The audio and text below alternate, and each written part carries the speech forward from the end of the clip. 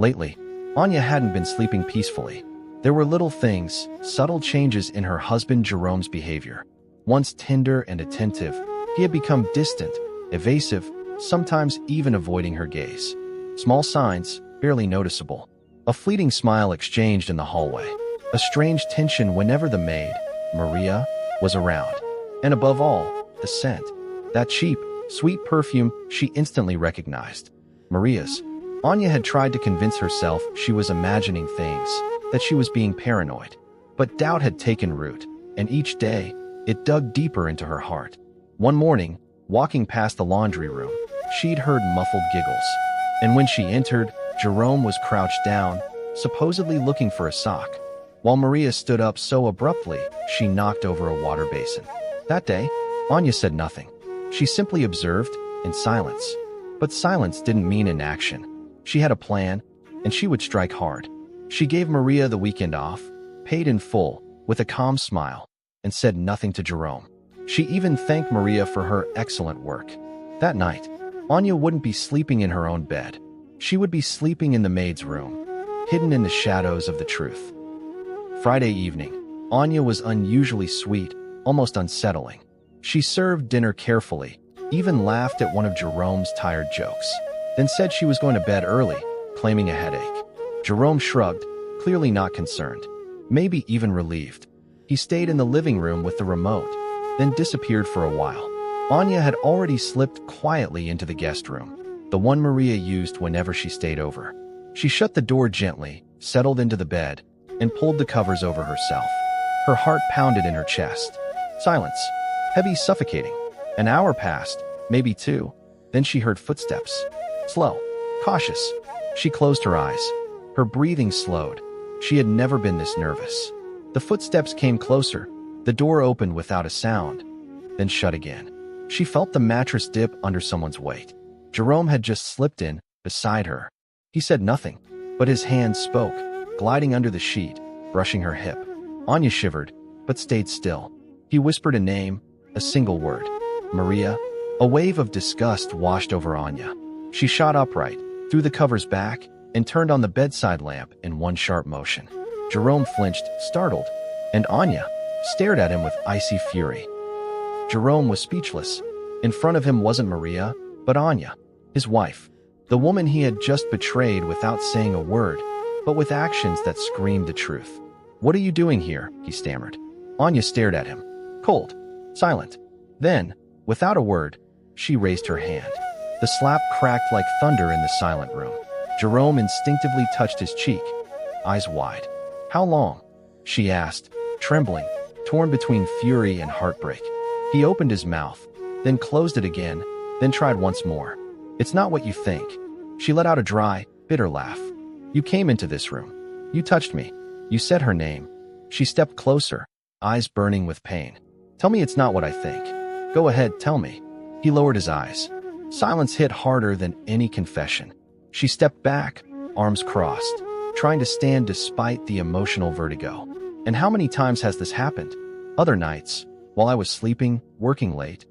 Jerome raised his hands, as if to explain, but the words wouldn't come. Anya no longer wanted excuses. She wanted the naked truth. "Okay." His voice was hoarse, almost a whisper. Jerome sat on the edge of the bed, shoulders slumped. "It happened twice." Anya closed her eyes. "Twice," he went on, like a condemned man unburdening himself. "The first time, you were away. Maria was staying over. There was wine. We talked. She was crying over her boyfriend. I comforted her." He ran his hand through his hair, nervously. "And then, it happened." Anya said nothing. He continued, softer now. "I didn't feel anything for her. I swear. It was just a stupid mistake." She laughed. A sad, broken laugh. "A stupid mistake, in our house, in the guest room, while our children slept." She stepped away, as if being near him burned. "And the second time?" He hesitated, then murmured, "Last week." She shut her eyes tightly. "Do you love her?" "No," he answered instantly, maybe sincerely. But to Anya, it made no difference. She had lost something more precious than love. Trust. The next morning, the house was eerily quiet. The kids were still asleep. Sunlight filtered through the curtains. Anya sat alone at the table, a lukewarm coffee in her hands. Jerome entered, looking shattered, like he'd aged 10 years overnight. He approached slowly, then sat across from her, silent. She didn't look up. A heavy silence hung, sharp, suffocating. Then she said softly, "Did you know Maria wasn't here last night?" He frowned. "No, you didn't tell me." She nodded, a sad, bitter smile on her lips. "Exactly. I wanted to see, catch you red-handed, or prove I was wrong." He swallowed hard, ashamed. "I love you, Anya. I made a huge mistake." She cut him off. "No, you made a choice. Twice." She finally looked at him, straight in the eyes. "You didn't just cheat on me. You destroyed what we built, what we were." Jerome lowered his gaze. She stood slowly, setting the empty cup down. "I'm taking the kids to my sister's for the weekend." He looked up, alarmed. "Anya, wait. No, you'll stay here, alone, and think." She turned away. She needed air, silence, and time to decide whether she could ever forgive him. Meanwhile, Maria hadn't stayed idle. She had been at her cousin's for 2 days when she got a strange call. A neighbor asked curiously, "Weren't you supposed to be at the house last night? I saw your boss come out of your room early this morning." Maria's heart dropped. She understood instantly. Anya knew. Her stomach tightened. She had never meant for this to go that far. It was never supposed to last, never supposed to exist. Jerome had been kind, too kind, and she had let herself fall into it. But deep down, she knew. She'd gone too far. She had betrayed the only woman who had offered her stability, dignity, who treated her with respect. Now, it was all about to collapse. She grabbed her bag and decided to return, before things got even worse. But on the way back, a thought struck her. Jerome wasn't as innocent as he made himself out to be. He had promised to leave Anya, even mentioned getting them an apartment. She had messages, photos, proof. If she went down, she wouldn't go alone. Anya had just finished packing the kids' bags when the doorbell rang. She opened it and froze. Maria, her hair still damp, her hands clasped. She looked like a guilty child. Anya let her in silently. "I know you know," Maria started, voice shaking. "I know everything," Anya replied coldly. Maria lowered her eyes. Then, with a trembling hand, pulled out her phone. "He lied to you. He said he'd divorce you. He said he didn't love you. He made me believe things." Anya said nothing. She looked at the screen.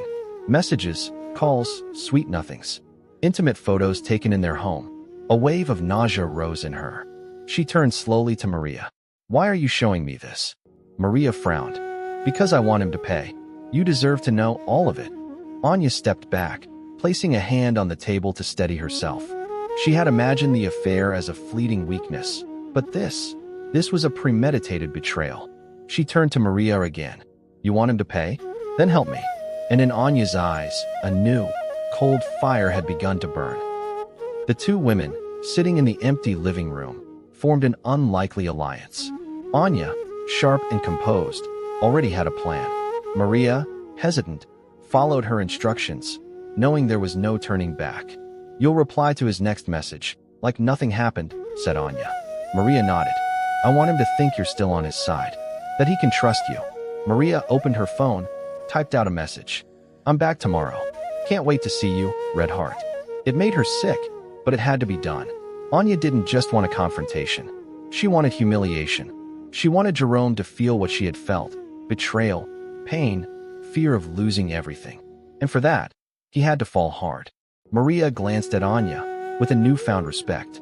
"You're stronger than I thought." Anya smiled, a tired but steady smile.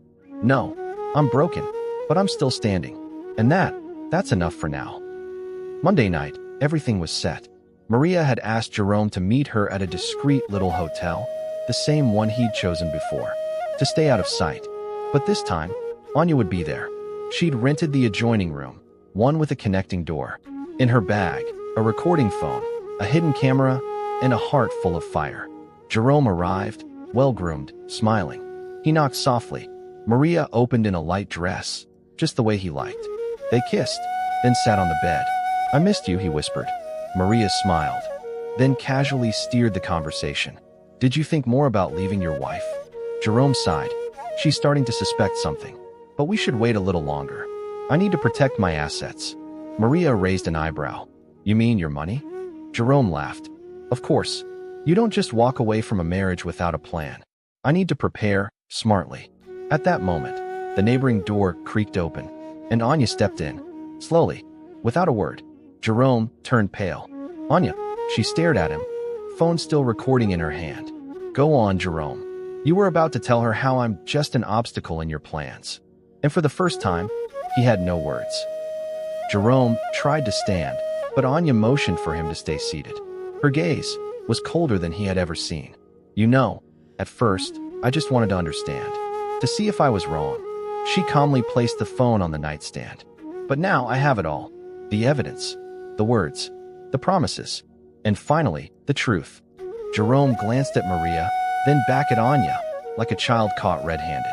It's not what you think. Anya laughed. Can you stop saying that? You just said I'm an obstacle, that you want to protect your interests. You talk about our life like it's a business deal. He looked away. Maria stood up. I should go, but Anya held her back with a gesture.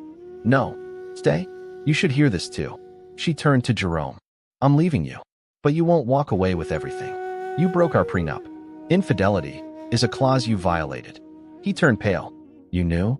She nodded. My father made me put it in, and I kept it for the day you'd fall. Jerome tried to speak, but nothing came out. The trap had snapped shut, and this time, he couldn't escape. 3 days later, Jerome received a formal notice. A bailiff handed him the documents. Anya had filed for divorce, with proof of adultery attached. And just as she'd said, the prenup stated the cheating spouse forfeited rights to the house, the assets, and even certain shares of her family's company. Anya had thought of everything. Jerome, stunned, no longer recognized the woman he had underestimated. Meanwhile, Anya was calmly meeting with lawyers. She had also changed her number, deleted her social media, and put distance between them. Maria had vanished. No word, no demands, almost like a ghost. Anya didn't resent her anymore. She knew Jerome carried the heaviest blame, and Maria had been manipulated, just like she once had been, when she still believed in sweet words. That night, in her quiet room, Anya looked at an old photo of herself. Younger, more naive. She whispered, "Thank you for showing me pain, because it revealed my strength." The next day, she returned to work, lifted her chin, and walked like a woman who no longer feared anything. She was no longer broken. She was free, and Jerome was nothing more than a bitter memory. 1 year later, Anya finally opened the shutters of her new home, a bright place by the water, a haven she had bought on her own, with savings and family support. Her children laughed in the garden, carefree. She watched them, heart full of sweet sorrow. Jerome had tried to come back. Once, out of pride, out of regret, or maybe just fear of being alone. But she hadn't answered. She had already turned the page. What Jerome thought he had destroyed had turned to fire, a fire that purified her. She'd resumed her studies, earned a promotion, learned to live alone, and love herself without conditions. That day, she looked in the mirror, not to check her makeup, but to see the woman she had become. Strong, beautiful, independent. And when her phone vibrated, it was a message from a friend she'd met at a conference. A good man, kind, patient. She smiled, not because she was in love, not yet, but because she was no longer afraid to love again. She had learned that falling wasn't failure, as long as you rise stronger. And now, she was ready for what came next.